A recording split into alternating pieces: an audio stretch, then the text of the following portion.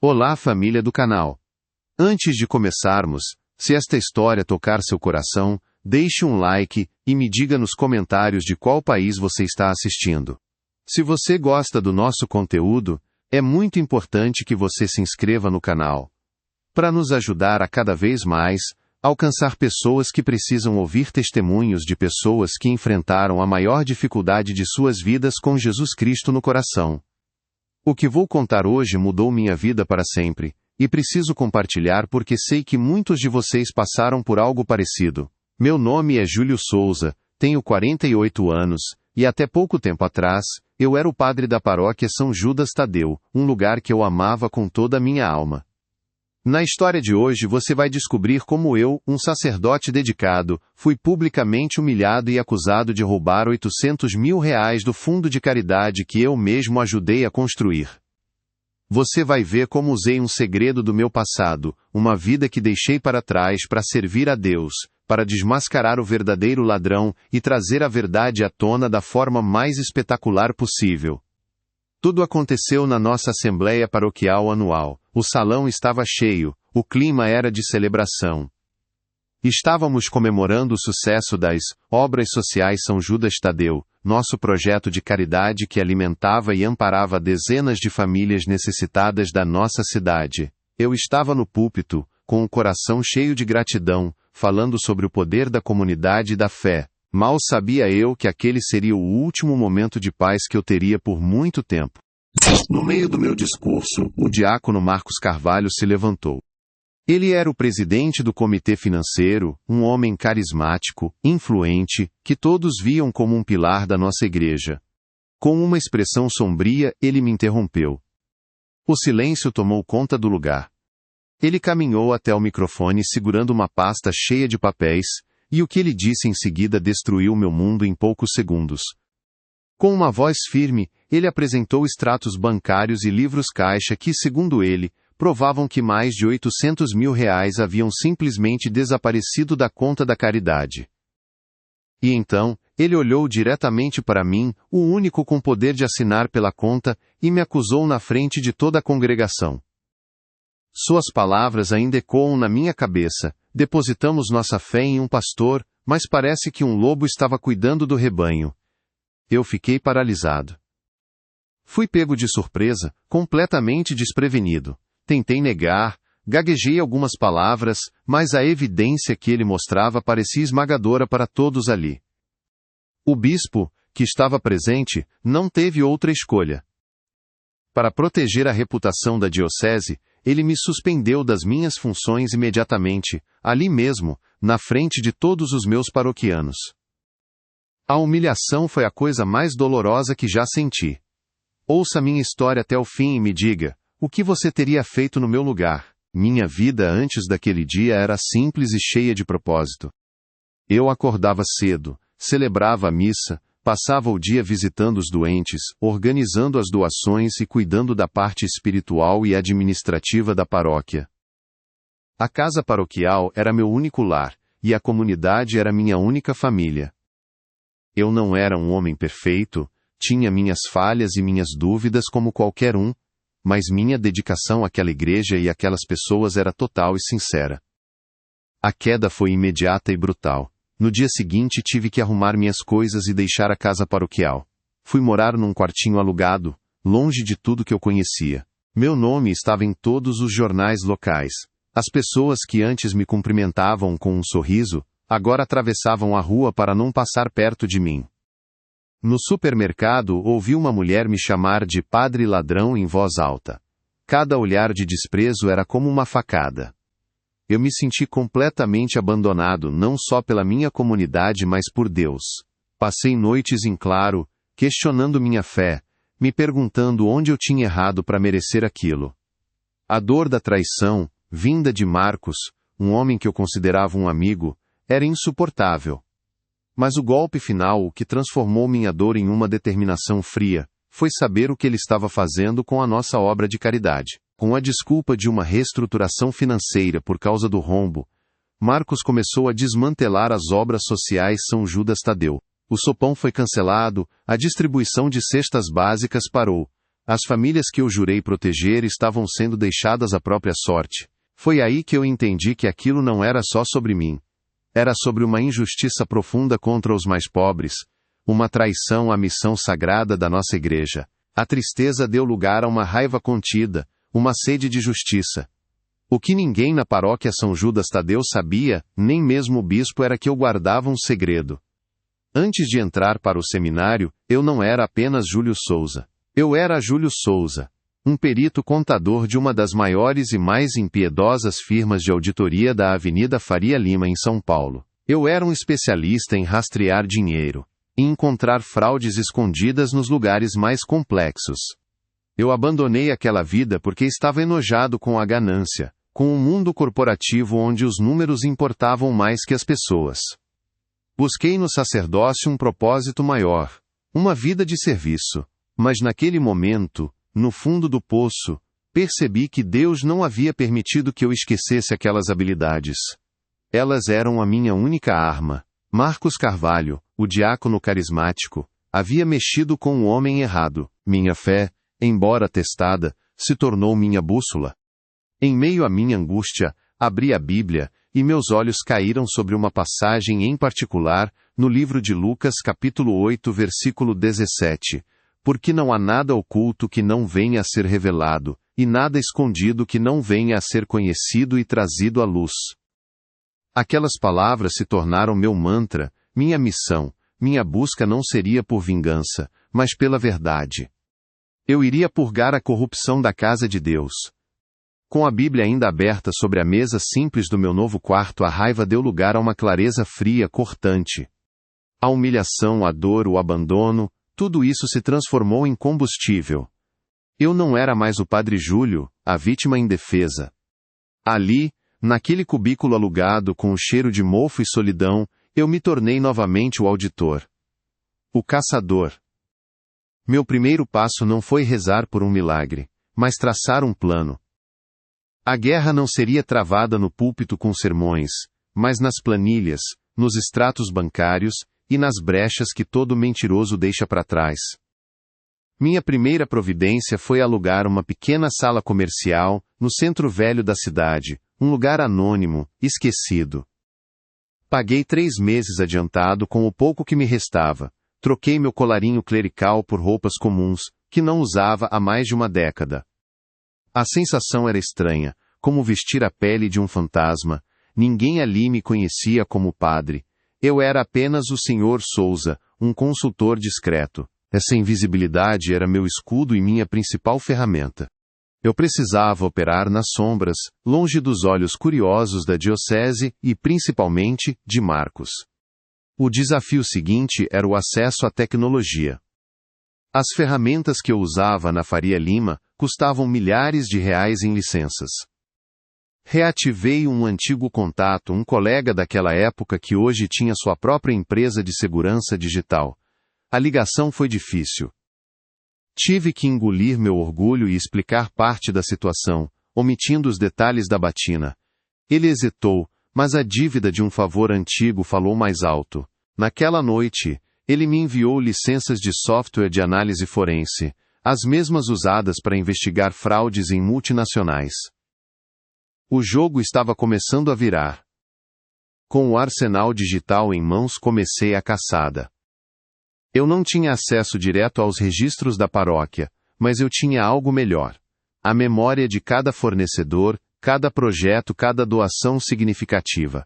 Comecei a investigar as empresas que Marcos contratou para serviços após a minha saída. Criei perfis falsos, entrei em contato pedindo orçamentos, analisei os registros públicos de cada CNPJ.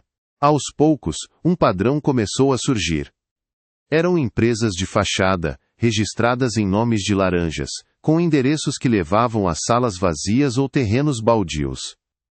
A primeira peça do quebra-cabeça se encaixou quando descobri que o fornecedor de material de construção para uma reforma que nunca aconteceu era uma empresa aberta 3 dias antes da emissão da nota fiscal, em nome do cunhado do próprio diácono Marcos. O valor era alto, mais de R$100 mil. Senti um calafrio percorrer minha espinha, mas não era de medo. Era a adrenalina da caçada, a certeza de que eu estava no caminho certo. Marcos não era um ladrão amador. Ele era articulado, mas sua arrogância o deixou descuidado. Ele achou que ninguém jamais ousaria investigar o homem santo. Eu nasci e cresci no interior de Minas, numa família simples onde a honestidade não era uma virtude, era o alicerce de tudo. Meu pai era contador de uma pequena loja de tecidos e me ensinou desde cedo que os números não mentem. Ele dizia: meu filho, as pessoas podem inventar histórias, mas a matemática sempre conta a verdade. Essa lição ficou gravada em mim. Minha infância não foi de luxo, mas foi rica em valores. Aprendi a dar valor ao trabalho duro e a olhar nos olhos das pessoas com sinceridade, algo que se tornaria raro na vida que eu escolheria mais tarde. Na juventude, minha habilidade com números me destacou. Ganhei uma bolsa de estudos e fui para São Paulo cursar ciências contábeis na melhor universidade do país. Foi um choque cultural imenso. Saí de uma cidadezinha pacata para a selva de pedra, onde a ambição era o ar que todos respiravam.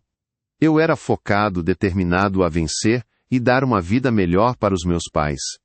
Mergulhei nos estudos e me formei com honras, o que me abriu as portas para um mundo que eu só via nos filmes, o mercado financeiro da Avenida Faria Lima. Fui contratado como auditor júnior em uma das Big Four, as maiores firmas de auditoria do mundo. Ali, o jogo era outro. A pressão era desumana, as jornadas de trabalho não tinham fim e a competição era feroz. Mas eu era bom, muito bom. Tinha um talento natural para encontrar inconsistências, para farejar fraudes onde ninguém mais via. Em poucos anos, fui promovido a perito sênior. Minha especialidade era a contabilidade forense, a arte de desvendar crimes financeiros complexos. Eu era um detetive dos números. Minha vida se resumia a planilhas, relatórios confidenciais e salas de reunião com executivos de terno caro. Eu ganhava um salário que jamais imaginei, morava em um apartamento de luxo e viajava o mundo a trabalho. Por fora, eu era a personificação do sucesso. Por dentro, um vazio imenso crescia a cada dia. Eu via a ganância em sua forma mais pura. Diretores que desviavam milhões enquanto demitiam pais de família, empresas que maquiavam balanços para enganar investidores. Eu era a ferramenta que expunha a sujeira, mas nada mudava de verdade.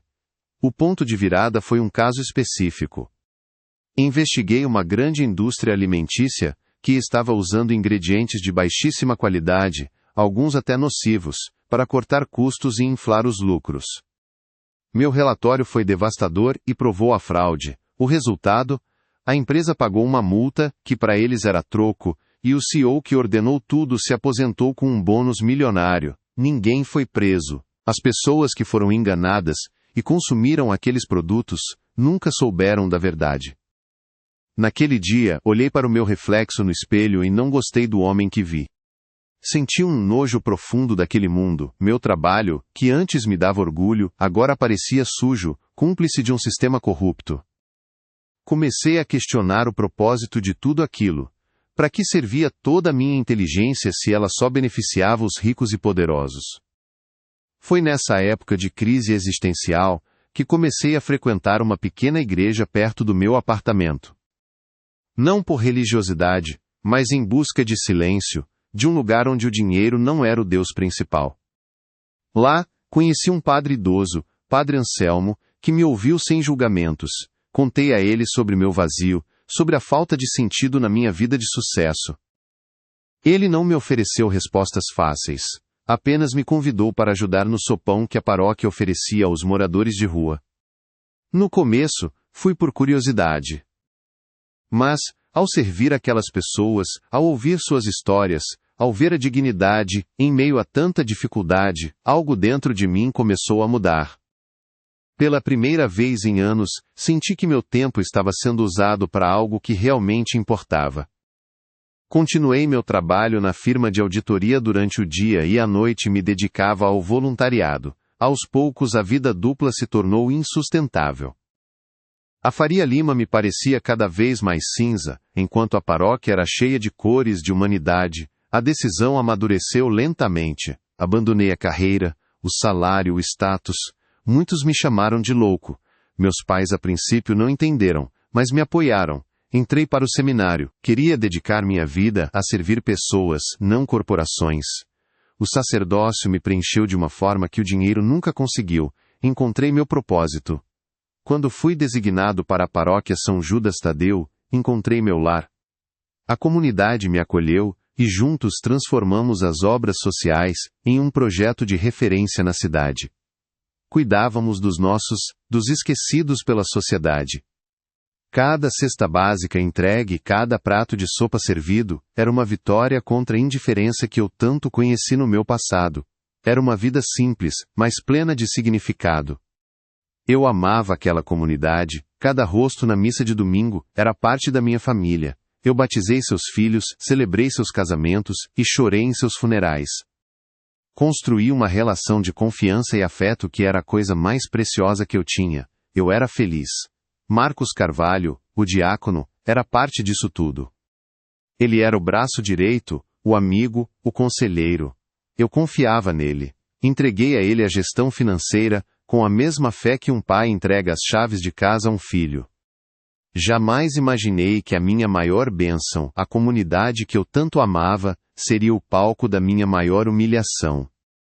E que a minha maior maldição, o passado que eu tentei enterrar na Faria Lima, se tornaria minha única esperança de salvação. Aquele mundo de números frios e verdades ocultas, que eu abandonei para servir a Deus, era agora o caminho que o próprio Deus colocava diante de mim, para que a justiça fosse feita.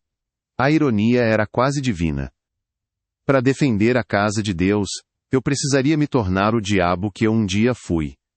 Um auditor implacável, que não descansa enquanto a verdade não vier à tona. A dor da traição ainda queimava, mas agora ela tinha um propósito. Cada noite que eu passava em claro, cruzando dados e seguindo o rastro do dinheiro roubado, não era um ato de vingança. Era um ato de fé. Fé de que, como diz a Escritura, nada fica oculto para sempre. Minha antiga vida me ensinou que todo criminoso comete um erro. A arrogância é o pecado capital dos fraudulentos. Eles se acham mais espertos que todo mundo. Marcos se sentia seguro, protegido por sua imagem de homem de Deus, pelo respeito da comunidade. Ele subestimou o padre que humilhou publicamente. Ele não fazia ideia de quem eu realmente era, da fera que ele havia despertado. Sua queda não seria apenas uma questão de tempo, seria uma obra de arte calculada nos mínimos detalhes. Eu sabia que o caminho seria solitário e perigoso. Se eu fosse descoberto, seria o fim.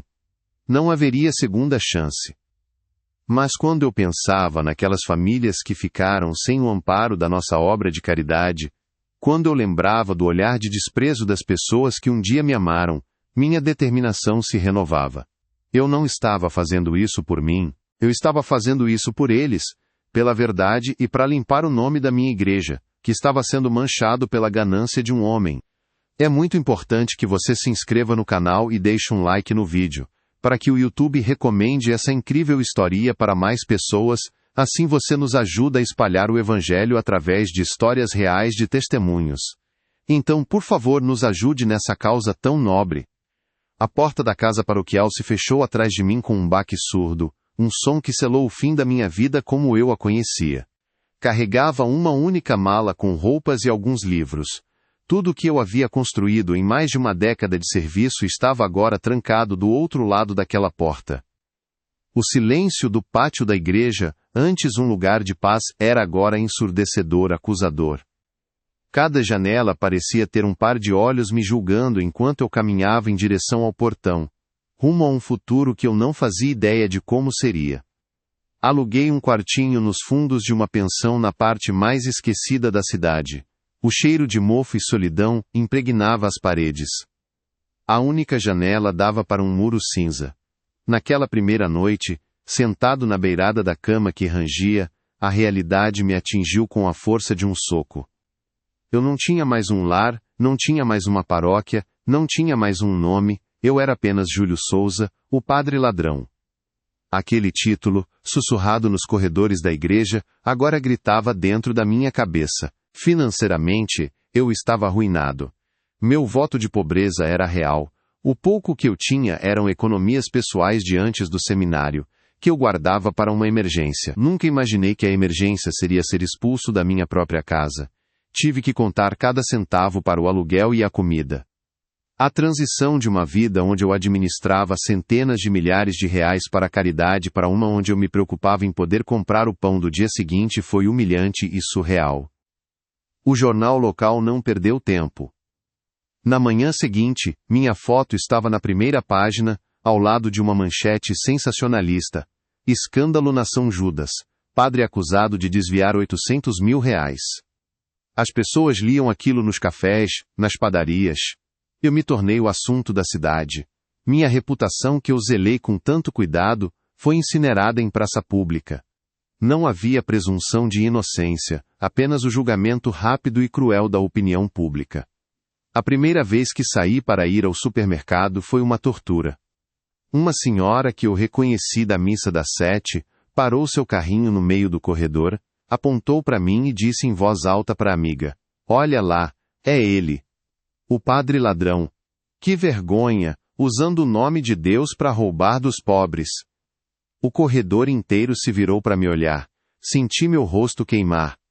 Abandonei minhas compras e saí correndo, com os olhares de desprezo me seguindo como facas nas costas. As pessoas que eu considerava amigas desapareceram. Telefonemas não eram mais retornados.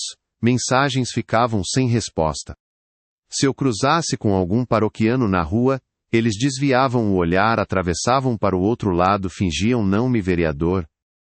A solidão era uma presença física, um companheiro constante e frio.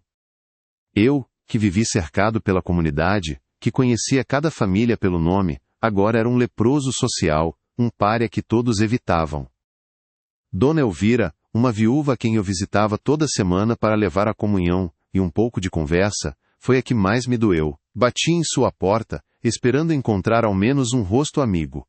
Ela abriu uma fresta, me olhou com uma mistura de medo e decepção, e disse: "É melhor o senhor não vir mais aqui, padre. O que as pessoas vão pensar?" E fechou a porta na minha cara. Naquele momento, senti que uma parte de mim tinha morrido.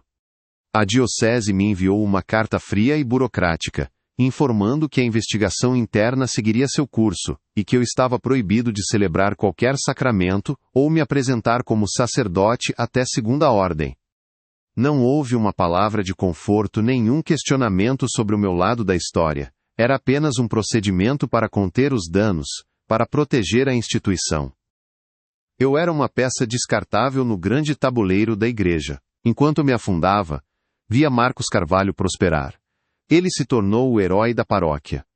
Dava entrevistas para a rádio local falando sobre transparência e a difícil tarefa de restaurar a confiança da comunidade. Ele era elogiado por sua coragem em expor a corrupção, mesmo que viesse de alguém tão próximo. Vê-lo no púlpito, o mesmo lugar onde eu fui humilhado falando de moralidade, me causava uma náusea profunda. Um dia, passando de ônibus pelo centro, vi Marcos saindo de uma concessionária de carros de luxo sorrindo, apertando a mão do vendedor. Ele usava um relógio caro que eu nunca tinha visto antes. Ele estava desfrutando do dinheiro que roubou, o dinheiro que deveria estar alimentando crianças e amparando viúvas, enquanto eu contava moedas para o almoço. A injustiça daquilo era tão grande, tão avassaladora que eu mal conseguia respirar. Minha fé vacilou como nunca antes. Nas noites insones, eu olhava para o pequeno crucifixo que consegui trazer comigo e perguntava: "Por que, meu Deus? Onde estás? Eu dediquei minha vida a ti, e me deixaste ser destruído por uma mentira. Por que permites que o mal triunfe?" O silêncio em resposta era a parte mais difícil. Sentia-me completamente abandonado, não só pelos homens, mas pelo próprio céu. O golpe de misericórdia veio através de uma ligação de Maria, a jovem secretária da paróquia que ainda tinha alguma simpatia por mim. Com a voz embargada, ela me contou que Marcos havia anunciado o fim temporário das obras sociais São Judas Tadeu. O sopão foi fechado. A distribuição de cestas básicas, cancelada. A justificativa era o rombo financeiro que eu causei. As famílias que dependiam de nós estavam agora desamparadas. Aquela notícia mudou tudo. Minha dor, minha humilhação, meu desespero pessoal, tudo isso ficou em segundo plano. Aquilo não era mais sobre mim. Era sobre os pobres, sobre a missão sagrada que me foi confiada e que estava sendo profanada. A tristeza se transformou em uma raiva fria, cortante. Uma raiva que não era pecaminosa, mas justa. Era a mesma raiva que Jesus sentiu ao ver os vendilhões no templo. Naquela noite não consegui dormir. A imagem das crianças famintas, dos idosos sem amparo, assombrava minha mente. Aquele era o verdadeiro crime de Marcos. Não era apenas o roubo do dinheiro, mas o roubo da esperança daquelas pessoas. Ele não havia roubado apenas de um fundo de caridade, ele havia roubado da mesa dos mais necessitados para financiar seu luxo. E ele fez isso usando o nome de Deus como escudo. Foi então, no fundo do poço, que uma lembrança do meu pai veio à minha mente. Ele, um homem simples e honesto, sempre me dizia: Júlio, as pessoas mentem, as histórias mudam, mas os números nunca mentem. Eles sempre contam a verdade para quem sabe ouvir. Aquela frase ecoou na minha cabeça, não como uma memória, mas como uma instrução, uma chave. De repente, a névoa da depressão começou a se dissipar, dando lugar a uma clareza que eu não sentia há muito tempo. Eu não era apenas um padre indefeso. Eu era mais do que isso. Antes de Deus me chamar para o altar, o mundo me treinou para a guerra. Uma guerra travada em livros caixa, em extratos bancários, em rastros digitais. O mundo da Faria Lima, que eu tanto desprezei e tentei esquecer, era agora minha única arma. Marcos Carvalho cometeu um erro terrível. Ele humilhou o padre, mas despertou o auditor. Ele pensou que estava lidando com um pastor de ovelhas, mas não sabia que por baixo da batina havia um lobo treinado para caçar exatamente o tipo de mentiroso que ele era. Aquele conhecimento, aquela habilidade que eu considerei uma parte sombria do meu passado, era na verdade um dom de Deus para aquele exato momento. Levantei-me da cama com uma nova determinação. Fui até a mala e peguei minha Bíblia. Não a abri para pedir um milagre, mas para buscar uma direção. Meus dedos folhearam as páginas gastas, até que meus olhos pousaram em uma passagem que pareceu saltar para mim. Lucas capítulo 8, versículo 17. Porque não há nada oculto que não venha a ser revelado, e nada escondido que não venha a ser conhecido e trazido à luz. Li e reli aquele versículo. Não era uma promessa de vingança, mas uma garantia de justiça. Uma certeza de que a verdade tem sua própria força, sua própria luz. Minha missão não seria destruir Marcos, mas expor a mentira. Minha luta não seria por mim, mas pela verdade que libertaria não apenas meu nome, mas principalmente a nossa comunidade daquele engano. A justiça de Deus usaria minhas mãos e minha mente para se manifestar. Naquele quarto mofado, uma transformação aconteceu. A vítima deu lugar ao estrategista. A dor deu lugar ao propósito. Eu não iria lutar com sermões ou orações públicas. Eu iria lutar com planilhas, análise forense e a busca implacável pela verdade que os números escondiam. A guerra seria silenciosa, travada nas sombras, longe dos olhos de todos. Peguei o restante das minhas economias. Não era muito, mas seria o suficiente para começar. Eu precisava de um lugar anônimo para trabalhar, um computador potente e acesso a ferramentas que eu não usava há mais de uma década. Meu campo de batalha não seria a igreja, mas o mundo digital, o rastro de dados que todo criminoso, por mais esperto que se ache, sempre deixa para trás. Lembrei-me de um antigo colega da firma de auditoria, um gênio da tecnologia que me devia um grande favor. Fazer aquela ligação seria como ressuscitar um fantasma. Seria admitir de certa forma que eu precisava daquele mundo que abandonei. Mas meu orgulho já havia sido pulverizado. O que restava era apenas a missão. Engoli em seco, e procurei o número dele na minha velha agenda. Enquanto o telefone chamava, olhei novamente para a Bíblia aberta sobre a mesa. A passagem de Lucas parecia brilhar com uma luz própria. Eu não estava sozinho naquela luta. Eu tinha um propósito claro e a certeza de que estava fazendo a coisa certa. A queda havia sido brutal, a humilhação profunda. Mas elas não me destruíram. Elas me forjaram. Marcos Carvalho havia me tirado tudo, meu lar, minha honra, minha paz. Mas ele me deu algo em troca, algo que ele jamais imaginaria. Ele me deu um motivo para lutar. Ele me lembrou de quem eu era antes de ser padre, e esse homem, o perito contador, o especialista em fraudes, estava prestes a voltar ao trabalho. A caçada estava apenas começando. O padre Júlio estava ferido, talvez mortalmente. Mas o auditor Júlio Souza, o caçador de mentiras escondidas em planilhas, acabava de despertar de um longo sono. E ele estava com fome de justiça. A noite ainda era escura, mas pela primeira vez em muito tempo, eu podia ver o brilho fraco, mas inconfundível, da alvorada no horizonte. O que ninguém na paróquia São Judas Tadeu sabia, nem mesmo o bispo, era que eu guardava um segredo profundo, uma vida inteira que eu havia enterrado debaixo da minha batina. Antes de entrar para o seminário, eu não era apenas Júlio Souza. Eu era Júlio Souza, um perito contador de uma das maiores e mais impiedosas firmas de auditoria da Avenida Faria Lima, em São Paulo. Eu era um especialista em rastrear dinheiro, em encontrar fraudes escondidas nos lugares mais complexos e sombrios do mundo corporativo. Eu não era um contador comum. Minha especialidade era a contabilidade forense. Eu era o homem que as grandes corporações chamavam quando suspeitavam que um de seus diretores estava desviando milhões. Meu trabalho era seguir o rastro do dinheiro, por mais que tentassem escondê-lo em paraísos fiscais, empresas de fachada ou transações complicadas. Eu era um detetive de números, treinado para ver a mentira onde todos os outros viam apenas uma planilha de Excel. Era um mundo frio, calculista e sem alma. Abandonei aquela vida porque estava enojado com a ganância, com um sistema que protegia os poderosos. Vi homens que roubaram o futuro de milhares de famílias saírem impunes, com um pedido de desculpas e um bônus milionário. Busquei no sacerdócio um propósito maior, uma vida de serviço onde as pessoas importassem mais que os lucros. Eu tentei esquecer aquele homem que eu fui, o caçador implacável da Faria Lima. Tentei enterrá-lo para sempre, acreditando que ele não tinha lugar na casa de Deus. Mas naquele momento, no fundo do poço, percebi que Deus não havia permitido que eu esquecesse aquelas habilidades.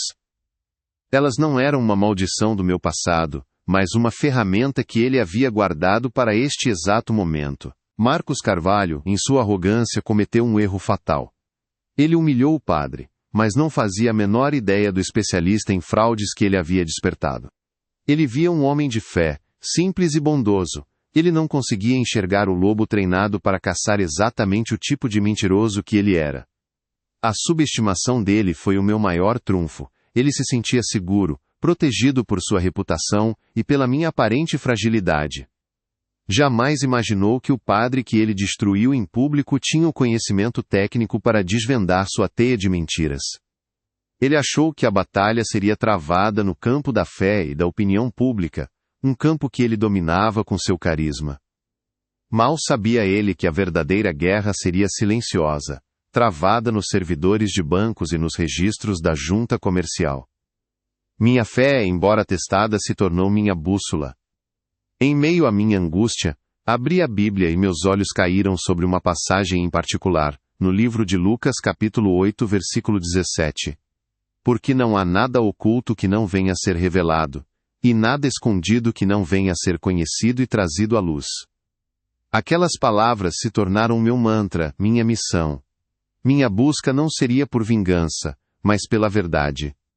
Eu iria purgar a corrupção da casa de Deus, usando os talentos que o próprio Deus me deu. Com o pouco que me restava das minhas economias, aluguei uma pequena sala comercial no centro velho da cidade, um lugar anônimo onde ninguém me conheceria.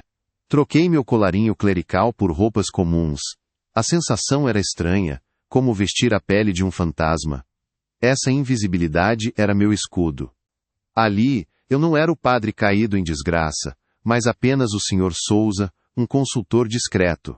Eu precisava operar nas sombras, longe dos olhos curiosos da diocese e, principalmente, de Marcos. O próximo passo era conseguir as ferramentas. As habilidades estavam na minha cabeça, mas eu precisava de tecnologia. Reativei um antigo contato da Faria Lima, um gênio da segurança digital chamado Ricardo, que me devia um grande favor de anos atrás. A ligação foi difícil. Tive que engolir meu orgulho e explicar parte da situação, omitindo os detalhes da batina. Ele hesitou, mas a dívida de um favor antigo falou mais alto. Naquela noite, ele me enviou por e-mail as licenças de softwares de análise forense que valiam uma fortuna. Com meu arsenal digital montado, a caçada começou. Eu não tinha acesso direto aos registros da paróquia, mas eu tinha algo melhor. A memória de cada fornecedor, cada projeto, cada doação significativa que eu mesmo administrei. Comecei a investigar as empresas que Marcos contratou para serviços após a minha saída. Criei perfis falsos, entrei em contato pedindo orçamentos e analisei os registros públicos de cada CNPJ. Aos poucos um padrão doentio começou a surgir, e ele era mais claro do que água.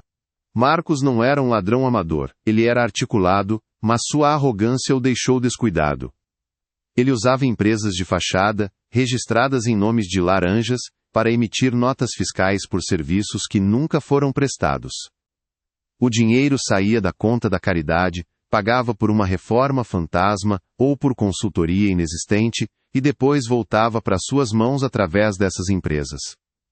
Era um esquema clássico, mas ele achou que ninguém jamais ousaria investigar o homem santo da paróquia. A primeira grande descoberta veio ao analisar o fornecedor de material de construção para uma suposta reforma na capela. A empresa havia sido aberta 3 dias antes da emissão da nota fiscal de mais de R$100 mil. O endereço registrado era um terreno baldio, e o dono que constava no contrato social era o cunhado do próprio diácono Marcos. Senti um calafrio, mas não era de medo. Era a adrenalina da caçada, a certeza de que eu estava no caminho certo para expor toda a verdade. A cada noite em claro, em frente à tela do computador, eu me sentia mais forte. A dor da humilhação dava lugar à clareza fria da análise. Cada extrato bancário, cada nota fiscal falsa, era um passo a mais na direção da justiça. Eu estava usando o conhecimento de um mundo que reneguei para proteger o mundo que eu abracei. A ironia era quase poética. Uma prova de que Deus realmente escreve certo por linhas tortas. Ele estava usando o auditor para salvar o padre. Marcos continuava a desfilar pela paróquia como um herói, o salvador que expôs a corrupção. Ele dava sermões sobre honestidade, enquanto o dinheiro dos pobres pagava por seu novo carro e seu relógio de luxo. Ele não fazia ideia de que, a poucos quilômetros dali, em uma sala empoeirada, o fantasma de um passado que ele nem sabia que existia, estava meticulosamente montando o quebra-cabeça que levaria à sua completa e inegável destruição. A verdade estava vindo à tona. Eu não estava sozinho naquela sala, sentia uma presença, uma força que guiava minhas mãos e clareava minha mente.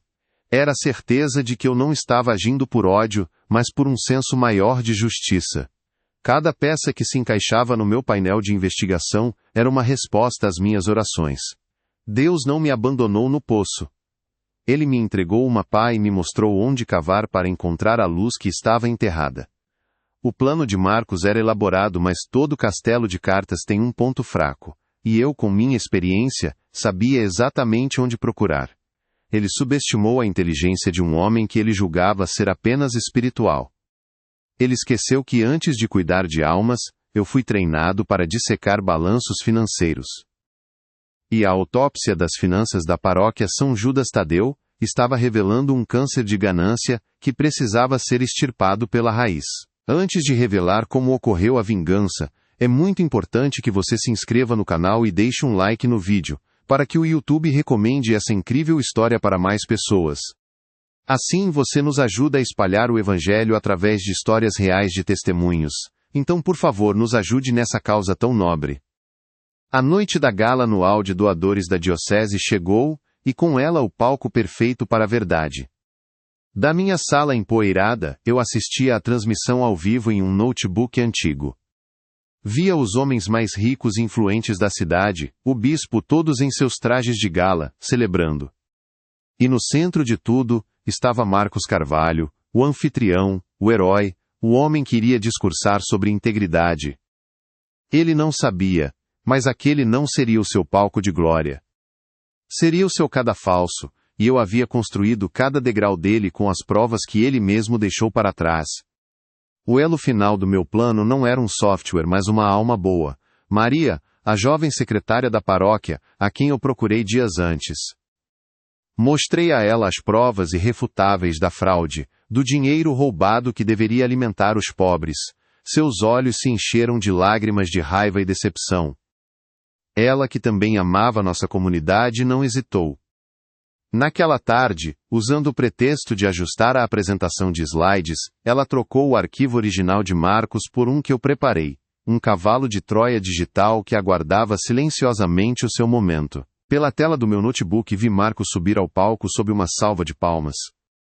Ele estava radiante, no auge do seu poder. Começou a falar com sua voz carismática sobre a importância da confiança, sobre a dolorosa mas necessária limpeza que teve que fazer na paróquia.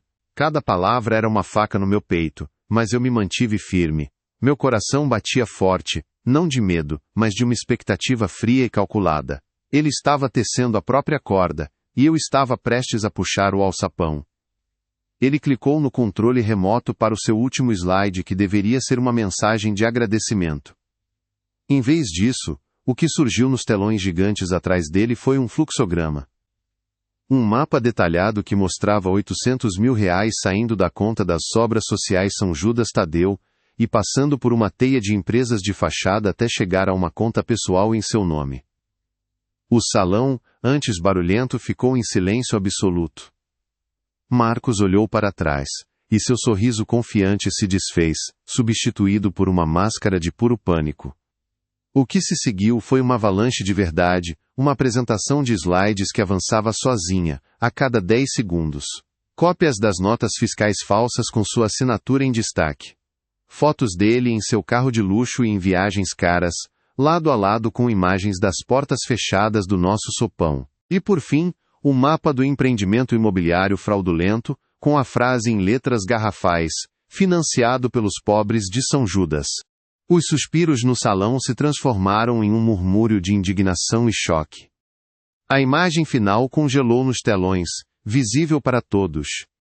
Não era um número ou um gráfico, mas uma simples linha de texto branco sobre um fundo preto, pois nada há de oculto que não venha a ser revelado. Lucas 8:17 da manhã. Olhei para o rosto do bispo na transmissão, sua expressão era de fúria gelada. Marcos estava paralisado, branco como papel, enquanto seguranças se moviam discretamente em direção ao palco. Sua queda não foi com um grito, mas com o silêncio ensurdecedor da verdade exposta. Na minha sala alugada, o silêncio era total, quebrado apenas pelo zumbido do velho computador. Eu vi Marcos ser gentilmente, mas firmemente, convidado a se retirar do palco. Não senti alegria, nem ódio. Apenas um profundo e sereno alívio, a sensação de um peso esmagador sendo retirado dos meus ombros. A justiça havia sido feita. Fechei o notebook lentamente. A guerra tinha acabado. O padre ferido podia finalmente começar a se curar, pois o auditor havia completado sua última e mais importante missão. Se você chegou até o final do vídeo, comente a frase, Jesus é bom, e não se esqueça de se inscrever no canal para continuar recebendo mais histórias como essa.